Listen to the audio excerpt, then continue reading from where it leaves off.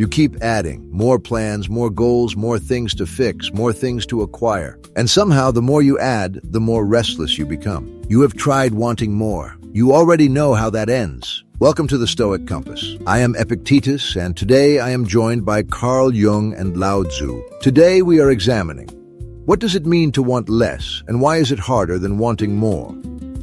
Let us be honest about what wanting less actually is. It is not poverty. It is not self-punishment. It is the recognition that most of what you chase is not yours to begin with. The wanting is not the problem. The wanting without examination is the problem. You reach for one thing and call it necessity. Then you reach for another and call it deserved, then another and call it earned. At no point do you stop and ask, what would happen if I simply did not reach? Most people cannot answer that question. Not because the answer is hard, but because they have never sat still long enough to ask it.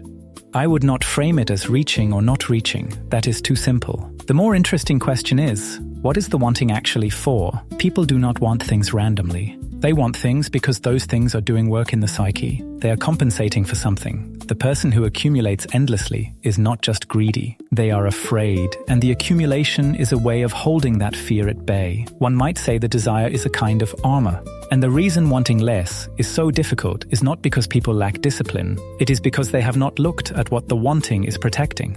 You are both already past the point. The question is not why people want or what they are compensating for. The question is whether the wanting is the person or whether the person is something else entirely. Most people have been wanting for so long that they have forgotten there is a self underneath the wanting. They are not choosing to desire. They have simply become the desire. That is not a psychological condition. That is just what happens when you stop paying attention. Lao Tzu, you say they have forgotten there is a self underneath the wanting. But I would say the self is not hidden. The self is right there, choosing. Every single time, the man who says, I cannot stop wanting is making a choice dressed as a confession. He is choosing the comfort of helplessness over the discomfort of clarity. That is not a mystery. That is a decision. And it can be unmade the same way it was made.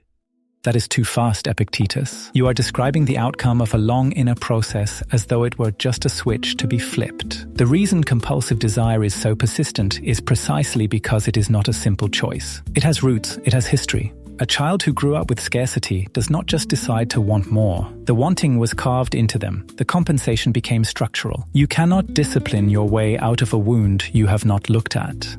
And yet I was a slave. I owned nothing. I was permitted nothing. And I found within those conditions that there was still something that could not be taken. Not because I excavated my wound, but because I decided what mattered. The wound is real, I do not deny it. But the wound does not have the final word unless you give it that word.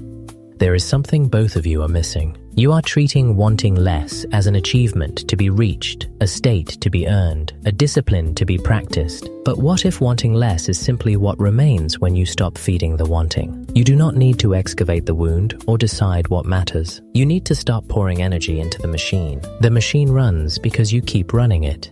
But how do you stop running the machine if you do not know why you started it? That is precisely the issue. People try to want less and fail repeatedly, not because they lack willpower, but because the drive is unconscious. They do not see themselves running the machine. They see themselves simply, as they believe, living normally. The work of wanting less begins with seeing the mechanism clearly. And that requires going inward, not just going quiet. Going inward can be another form of accumulation. More self-knowledge, more insight, more things to understand about yourself.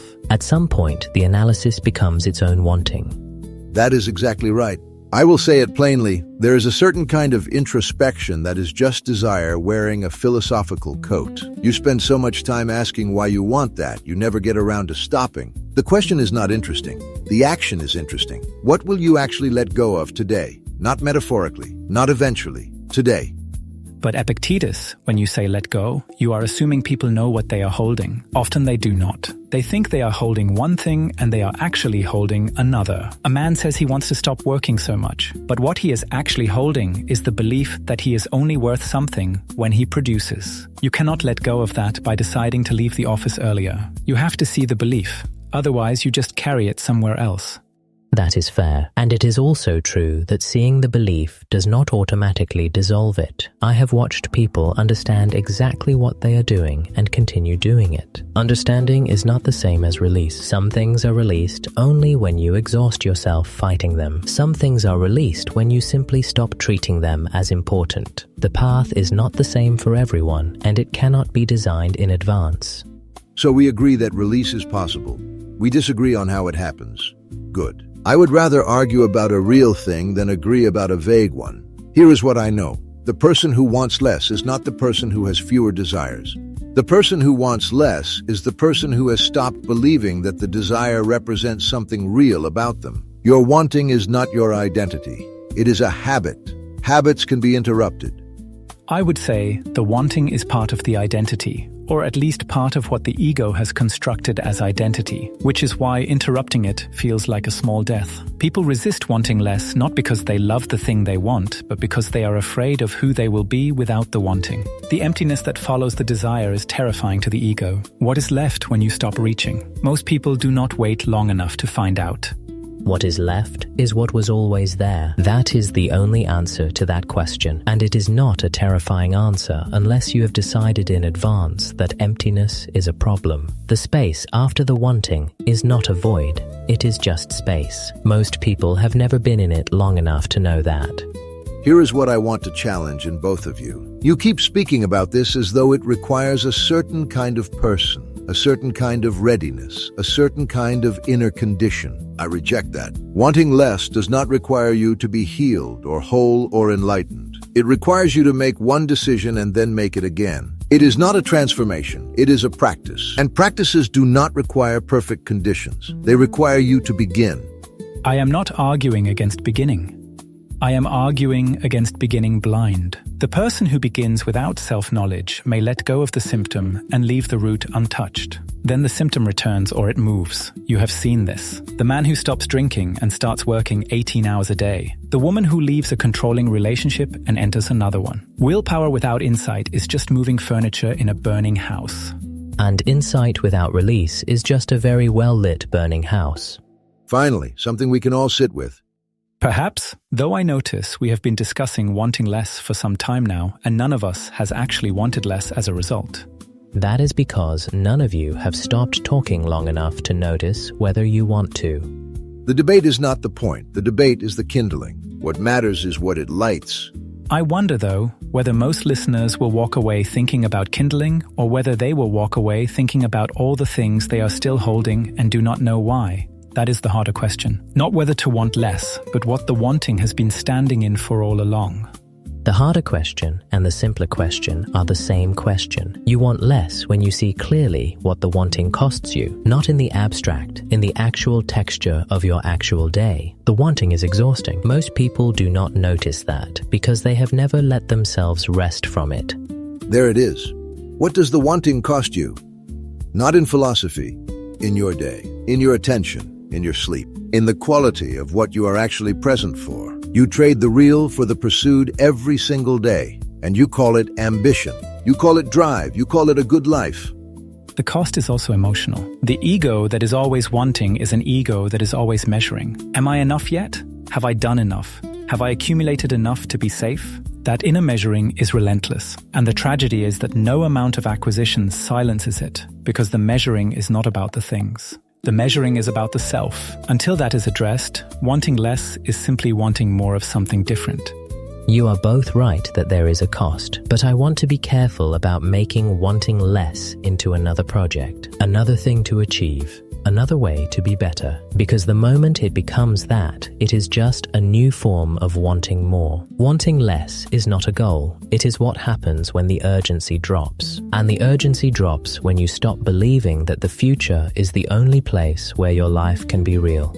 That is the sharpest thing you have said. The future is not the only place where your life can be real. But most people act as though the present is just a waiting room. They are always on their way to the life they want. They never arrive because arriving requires them to stop.